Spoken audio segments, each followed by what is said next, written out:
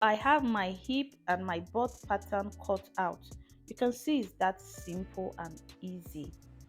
And this is how it looks like on the other side of the pattern paper.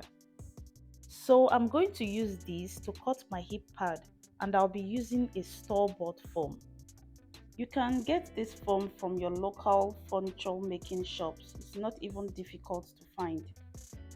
I'll place my pattern paper on this and cut out to exact shape.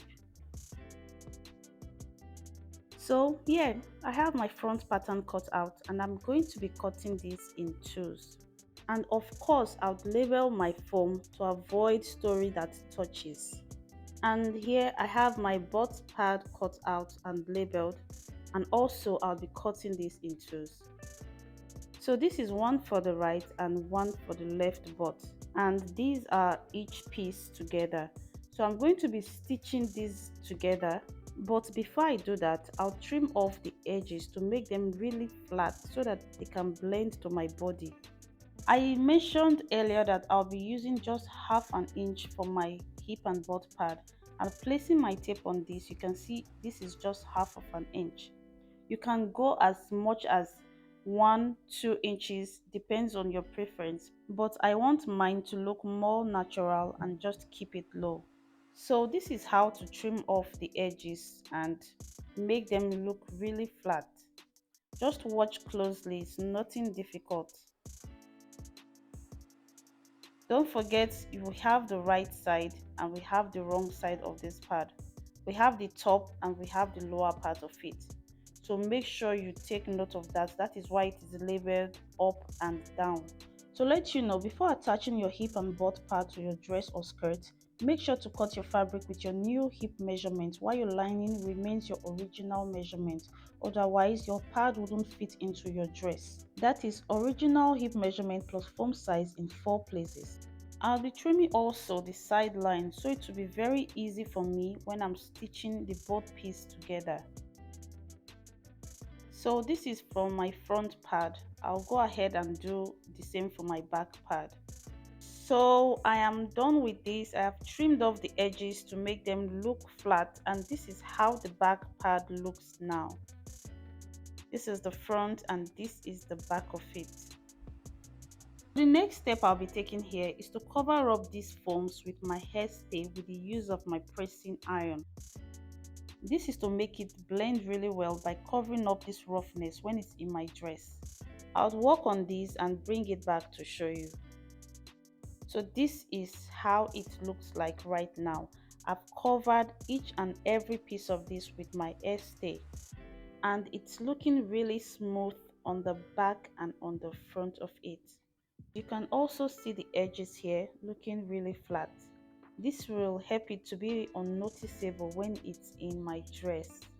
That is the main reason for trimming off the edges, for them to blend perfectly on my skin. So I'll take this to my sewing machine to stitch together with right sides facing each other. I'll do this and bring them back to show you guys how it looks like. And here we go. So this is how it looks like right now. Looking really smooth, beautiful. I can't even explain much. So this is how it looks like inside, and I also made sure to stitch the edges, about 2 stitches made on it, round the edges from front to the back. So this is even to make it look really flat when it's on my body.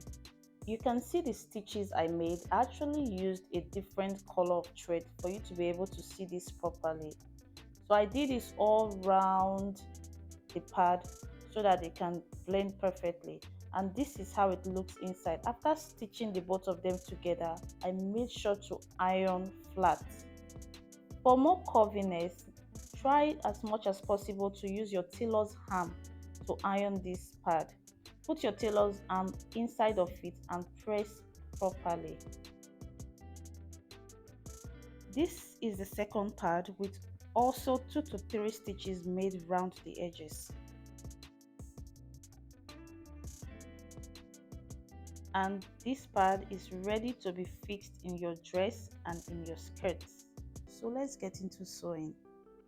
But before we get into that, I'll be cutting out the lining for my inner skirt, and here they are.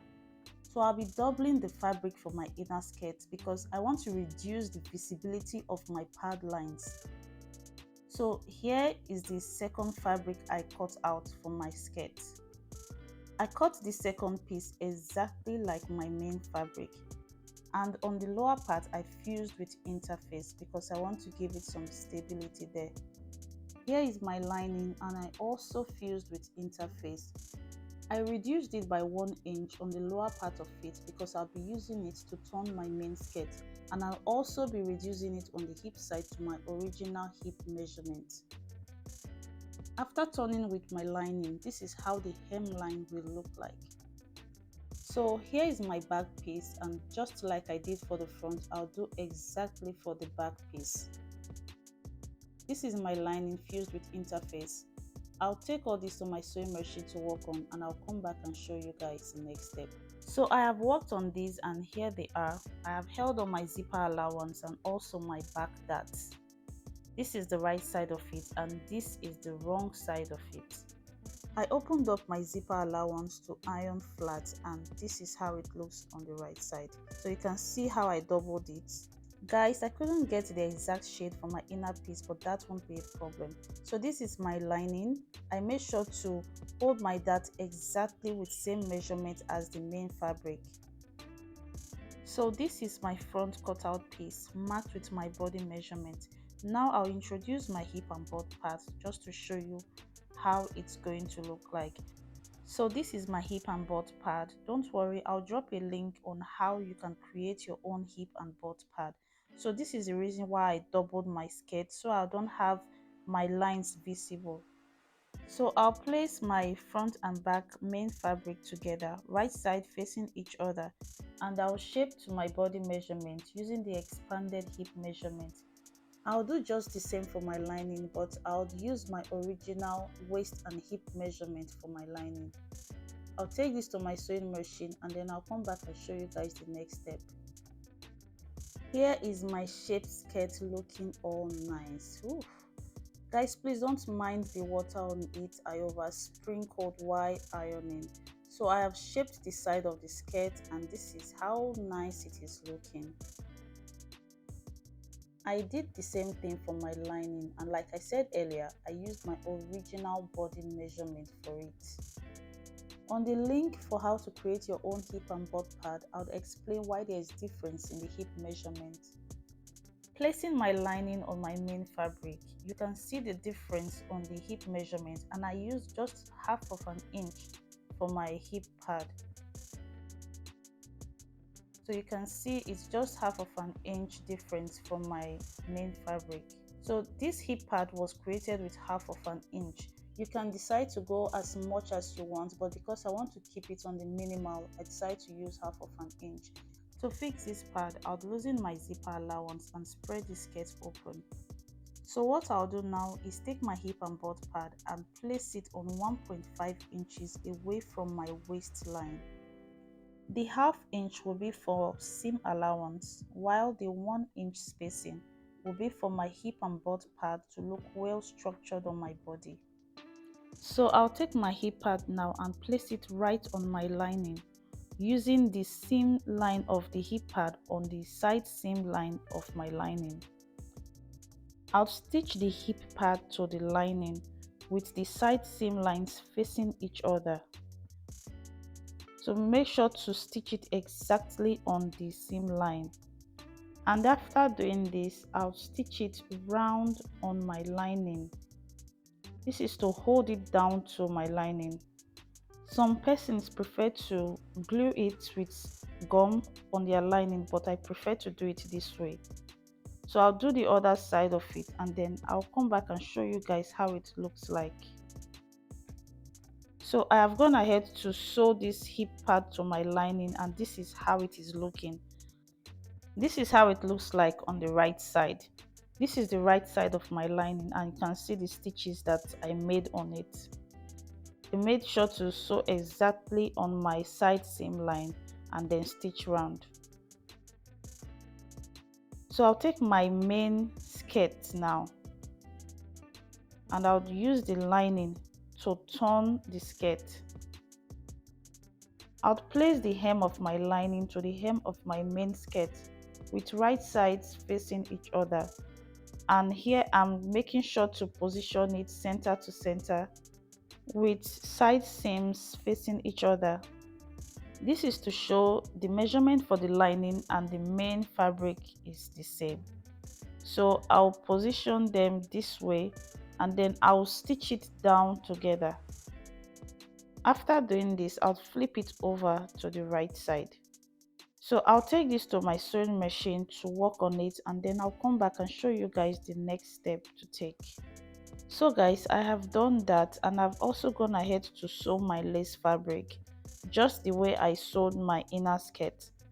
I sewed my side seam and also held my zipper allowance, but I've opened up my zipper allowance so I can fit this lace fabric to my inner skirt. So just watch closely guys how to fix this together. So I'll take my skirt, my lace fabric skirt, and place it with the side seam lines facing the side seam lines of the main skirt. I'll also do this to make sure my dart lines are facing each other and my zipper allowance on each other. So I'll pin this together. I'm pinning my lace fabric to my inner skirt to hold it down together before sewing. Please take note, I am pinning my lace fabric to the main skirt only, not including my lining. You can see me separating my lining from the main skirt like so, because I'll be using the lining to turn the whole of this. And then I'll use my crease line, the zipper allowance crease line, to pin down together.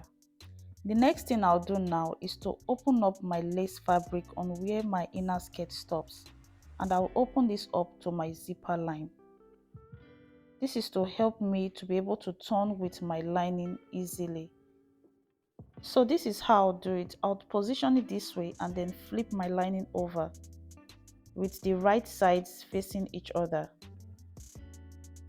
So I'll hold it down together like this, and then I'll sew round with half of an inch, starting from my zipper allowance up to my waistline, because I'll be turning the waistline too. I'll take this now to work on, and then I'll bring it back for the next step. So guys, I have done that, and you can see it is very easy to do. So this is what I did. This is how it looks like on the inside, and I also went ahead to top stitch the waistline to hold this together. So this is how it looks like on the right side of it. Now that we are almost done with this skirt, I'll flip it over to the wrong side. Even on the wrong side, you can see how so nice and neat it is looking. So you see this little hole is where I used to flip out the skirt into the right side of it. So the next thing I'll be doing is to top stitch that little hole to cover it up, and then I'll hold down my zipper allowance, and the next thing I'll fix on my zip. I'll take this away and bring it back, and oh wow, this is how it looks like right now. I fixed on my zipper and ironed really flat, so you can see how it's looking. You can see how beautiful, nice and neat it is looking. So on the front part of this skirt, I'll be having a curved side slit, and I'll open it up into the inner skirt. Let me show you something guys. You can see the side seam of my lace skirt is separate from the side seam of my inner skirt, right? Yes, because I stitched them separately. And the only place it is joined to the inner skirt is on the center back and on the waistline. So I'll open up my side slit and show you guys. So I have opened it up, and this is how it looks like. I piped this edge with a bias tape just for an easy step. I'll take this to my pressing table to iron properly, and then we'll be done with this skirt. So guys, thank you for watching. Thank you for staying back here with Valmich Fits. I hope you learned one or two things from this tutorial, and this is how it looks like putting it on. You can see how it is well fitted, well arranged, and of course well bodied. So thank you for staying here. If you're new to this channel, please do not forget to subscribe and click on the notification bell so you'll be notified whenever I drop another interesting video. Please do not forget to like these videos and drop your comments below, and please click on the share button for others to see this video and learn as well. I'll see you in my next video. Bye.